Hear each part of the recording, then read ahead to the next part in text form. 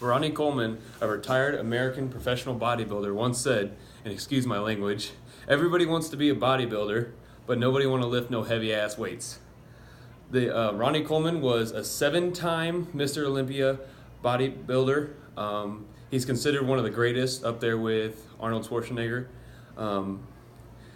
One of the things that Ronnie Coleman is he was a heavy lifter when he bodybuilded. Bodybuilding's different. They do different rep schemes, and that's what this video is about, is rep schemes in weightlifting. But Ronnie Coleman may have had it wrong. You don't have to lift weights, like heavy weights, to get strong and big. We all know those people that say you have to lift real heavy to get strong and big, and anything over 5 reps is cardio. But according to these studies, that may be wrong. Most personal trainers will ask you what your goal is when they ask you, what do you want to do? Most people will say, I want to look big and I want to be strong, functionally strong. So they'll do this little reps chart that goes maximum strength. For the most strength, you will load 95% of your 1 rep max, which is the most you can lift in 1 rep. According to like squat, say you lift 200 pounds on squat, 95% of your 1 rep max would be 190.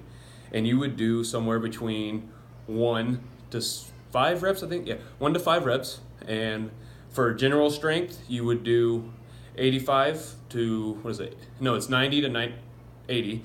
And you would do, that's of your 1 rep max. And so you would do, if you had 200, you would do like 170, somewhere in that area in weight. And you would do somewhere from 5 reps to 8 reps. And that would be for general strength. So then you would get big and you would be strong.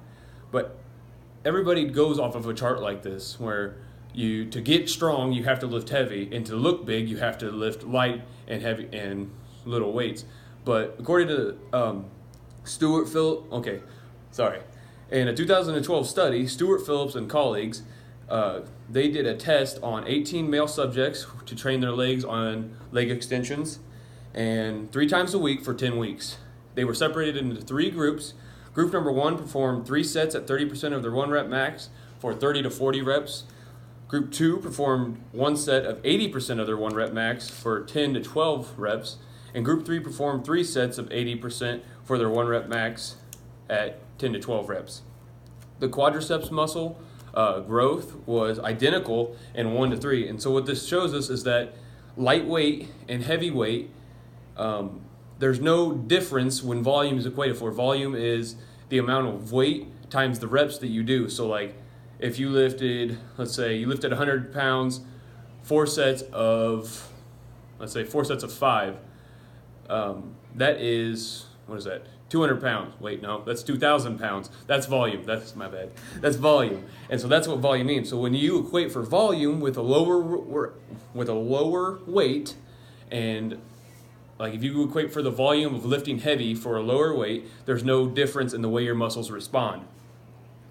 It was pretty crazy when they found this out, but it got a lot of criticism because they use untrained subjects. And untrained subjects, it's just like a new slate. They pretty much respond to any stimulus they're given. So Phillips and his team performed a similar study in 2016, but this time used 49 men with an average of 4 years lifting experience. So their body wouldn't just respond because they're lifting. And they used the same protocol from the previous study, but this time they used whole body resistance training. The results showed that the load did not dictate hypertrophy, and so it was the same meaning. As long as they equated for the volume and the heavyweight, the lightweight didn't change. Like the way their muscles respond did not change. When they're looking at, like if you're looking to get big and strong, you can do lightweight and heavyweight. Then from looking at a meta-analysis by Dr. Brad Schoenfield and colleagues, they compared heavyweights versus lightweights and showed that the use of heavyweights was better in terms for strength gains, but keep in mind, these studies involved pushing near to failure regardless of what the weight was used. And so if you were doing heavy, it's a lot easier. If you're going if your 1 rep max is like 400 on squat and you're doing 350 on squat for like 4 reps, it's a lot easier to go to failure there than it is to do 200 for that many squats, because that's a lot of reps to go to failure on 200. So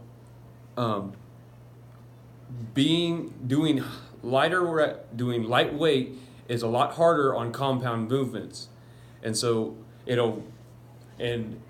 what I propose is that you go for a pump, like if you're like a pump in your legs or in your arms, like biceps.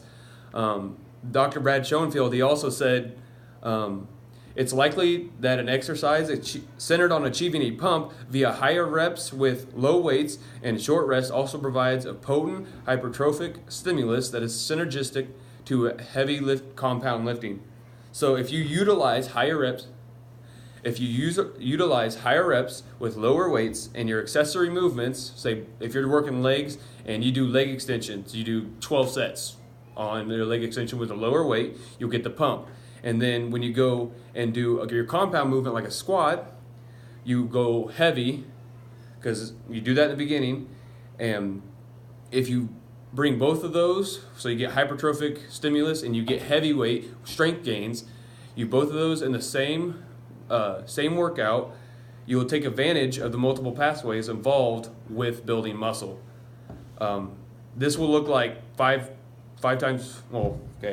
reps, 5 sets of 4 on bench. Then you would do something like 4 sets of 8 on a machine fly, and then you would go and do 3 sets of 12. That way you get every rep range for every strength. You'd be working maximum strength, minimum strength, and hypertrophy. Thank you for your time.